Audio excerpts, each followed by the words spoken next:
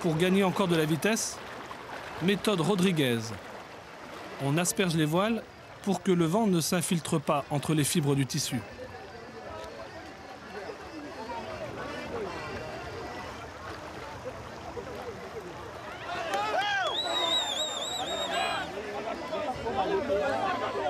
Vue de terre, les pirogues ne sont encore que des pointillés sur l'horizon. Difficile de deviner le bateau de tête. C'est le cœur ou le porte-monnaie des parieurs qui parle. Les diables, les diables, les diables.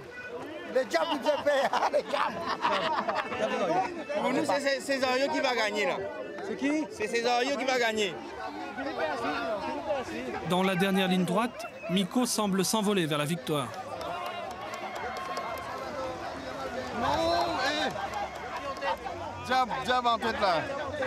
Diable en tête, ouais. Diable en tête, pas si sûr. Une fois de plus, comme lors de la dernière régate, impossible de voir qui a enroulé le premier la bouée d'arrivée.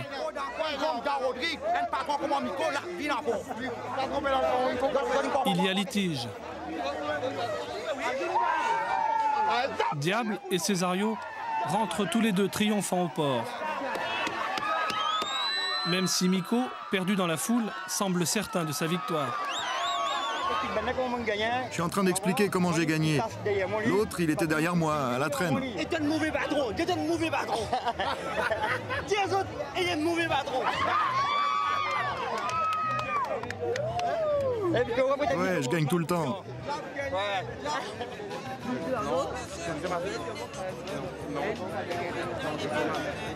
Le mot de la fin revient, bien sûr, à Percy, bon troisième de la course.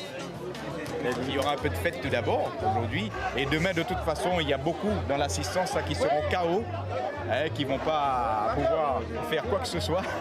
Et c'est plutôt mardi qu'ils vont reprendre, c'est-à-dire après-demain, qu'ils vont reprendre les activités normalement. Ouais.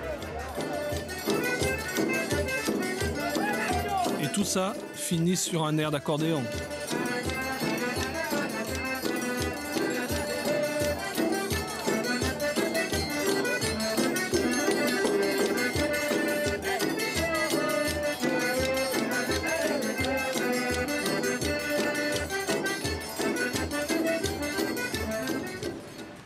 Juliette, l'île Rodrigue, elle appartient à qui? Elle appartient à l'île Maurice. C'est une île qui est à 220 km au nord-est d'ici. Alors là-bas, l'ambiance est complètement différente. À l'île Maurice, on trouve un relief plus doux, des immenses plages de sable blanc et des lagons bleu turquoise. Et toutes ces conditions permettent aux Mauriciens de profiter plus facilement des richesses de la mer, d'y avoir accès plus facilement. Alors justement, vous parlez de l'île Maurice. À Thalassa, on avait entendu parler d'une campagne de pêche qui partait de Maurice pour aller très au nord sur des bancs en emportant une cinquantaine de pêcheurs sur un navire.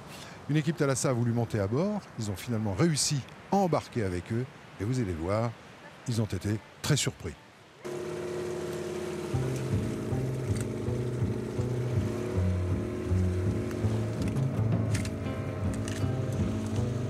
La nuit, c'est plus facile. Hein? La nuit, c'est plus facile pour nous de retrouver le bateau. À 18 h, le capitaine allume le projecteur et on peut voir le bateau jusqu'à 8, parfois 10 km à la ronde.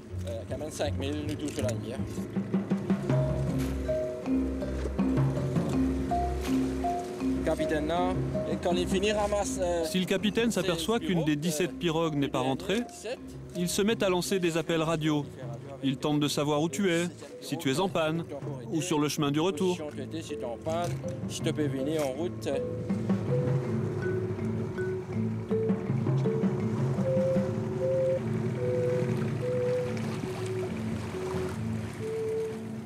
Il s'appelle l'Espoir. C'est un géant fatigué, un bateau vieillissant.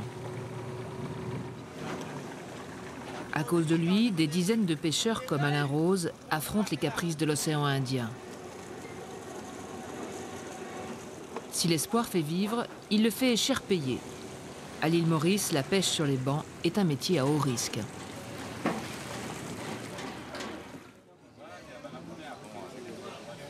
Séjour d'embauche à Port-Louis, la capitale. L'espoir partira le lendemain. 70 pêcheurs se sont présentés, 51 seulement seront pris. Georges Édouard espère bien en faire partie. C'est une discussion dans la compagnie qui est trouvée. On ne sait jamais sur quels critères on est embauché. Ce sont des discussions entre patrons. Nous, on est toujours prêt à partir, mais jusqu'au dernier moment, on ne sait jamais si on va être choisi. Tout dépend de la volonté des patrons.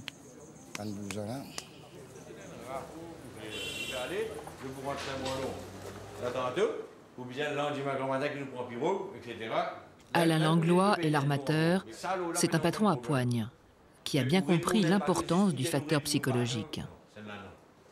La moindre chose peut faire aborder la campagne. C'est pourquoi que, bon, on donne beaucoup plus l'accent sur les gens qu'on connaît que sur les performances réelles de quelqu'un.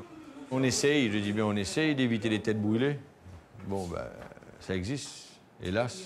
Bon, ben, ceux qui vont, d'une façon ou d'une autre, essayer de faire retourner le bateau une fois qu'ils ont décidé que ça suffisait ou qu'ils étaient fatigués ou qu'ils veulent rentrer. 3 pour 3, messieurs. Pour être embauché, il suffit d'un simple livret de pêcheur. Pas besoin de certificat de moralité ou de diplôme. Tout se fait oralement, ou presque.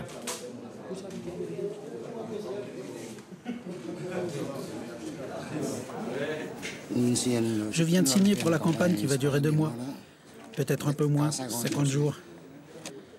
Là, je me sens plus à l'aise. Et maintenant, vous allez faire quoi? Je vais me préparer pour travailler. Demain, à 4 heures, c'est parti.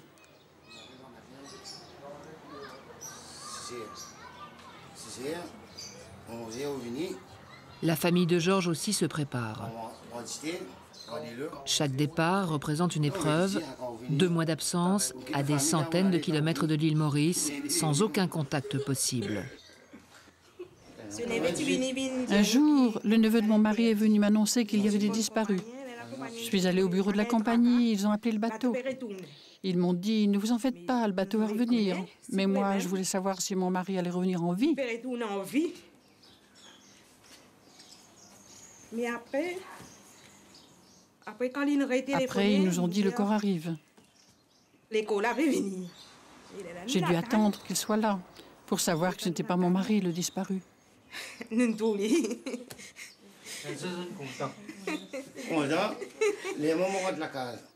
Quand je suis rentré, la tante de ma femme faisait la cuisine. Mes enfants et ma femme ne pouvaient rien avaler tellement ils étaient angoissés. La tante a ouvert de grands yeux et elle m'a dit « Tiens, voilà le revenant ».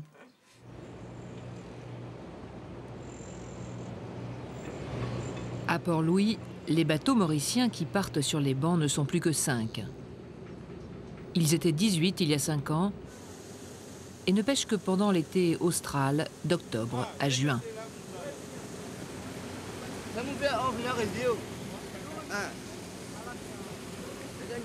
À quelques heures du départ, Robert, le second, en charge de l'intendance, vérifie ses listes. Sur la liste, là, vous avez 40 livres d'ail, 600 livres calebasse, 600 livres giromon, 600 livres chouchou, 75 pièces de concombre.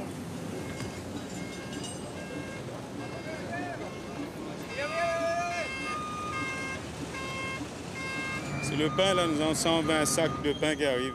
Ça fait combien de baguettes vous emmenez? 2300.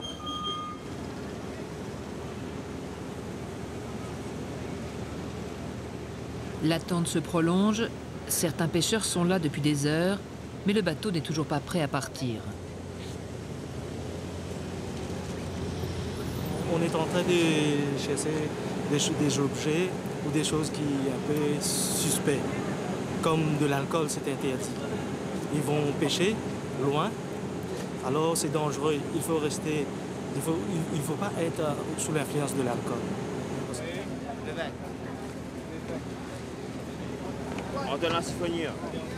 En fin de journée, ce sont les pêcheurs et l'équipage qui embarquent.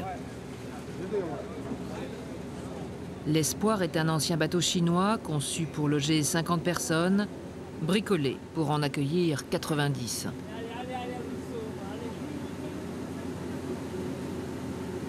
Allez, go!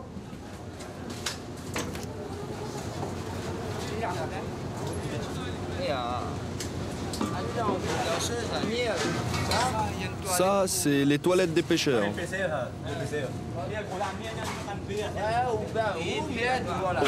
Voilà, vous voyez comment on fait. Vous voyez là? Et vous trouvez que c'est un système correct, ça? C'est aéré, mais pas correct. Tout le monde nous voit.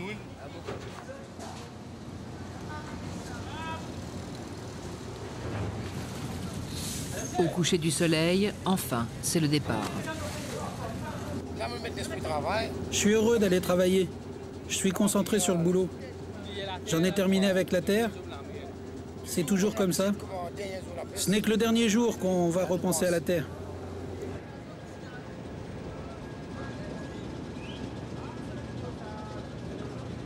Pour rallier le premier banc, il faut 28 heures de navigation. Les bancs sont des hauts fonds de faible profondeur, 30 à 50 mètres à peine. C'est là que se pêchent les poissons dont raffolent les Mauriciens.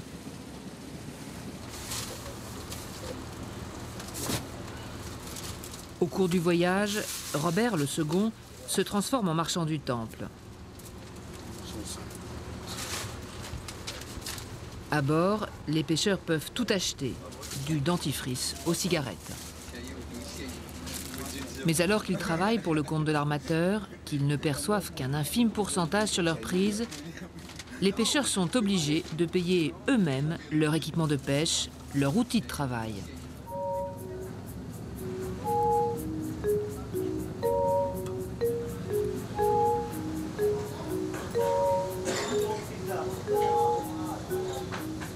Avant la frénésie du travail, c'est le repos.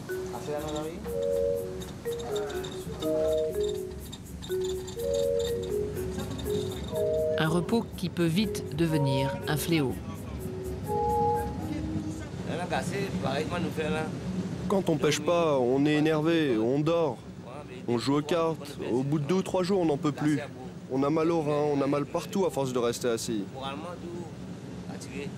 Moralement aussi, on se sent fatigué parce qu'on ne fait rien. Quand on travaille, on ne pense pas trop, mais quand on ne fait rien, on se met trop à penser à la maison et à la famille.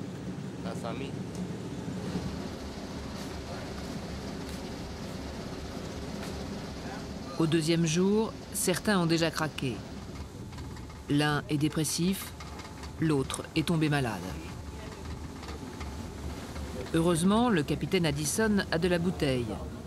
Officier de marine à la retraite, il a rempilé à 55 ans pour se lancer dans la pêche sur les bancs. Les pêcheurs, c'est une race très sensible. Il faut tout le temps être proche d'eux, à leur écoute. Mais parfois, ils vous font des demandes complètement insensées. Dans ce cas-là, il ne faut pas réagir au quart de tour. Sinon, on risque le conflit. L'explosion. Il faut se soumettre et après seulement expliquer, convaincre. Peut-être que le pêcheur lui-même ne voudra rien entendre, mais ses amis, eux, lui montreront la voie de la raison.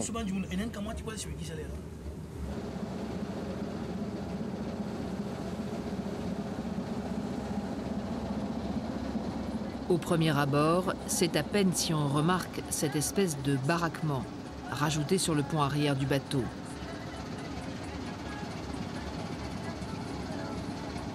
C'est pourtant le dortoir de l'Espoir, une chambre unique de 40 mètres carrés où se mêlent pendant 2 mois les humeurs d'une 50aine de pêcheurs.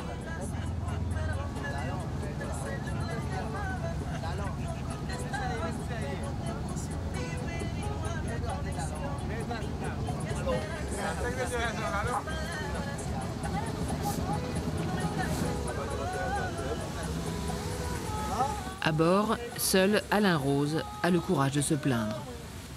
C'est difficile. C'est difficile de côté l'hygiène, il y a un peu... Pour moi, ce qui est le plus dur, c'est l'hygiène. C'est vraiment insupportable. Mais qu'est-ce qu'on peut faire? Tout le bateau est comme ça. On est 54 pêcheurs, c'est pas facile dans ces conditions. Il n'y a pas de ventilation, il n'y a rien. On transpire tous quand il fait chaud, on est les uns sur les autres. C'est gênant. Mais c'est nos conditions de travail, on doit accepter. C'est ça, le boulot, c'est accepter.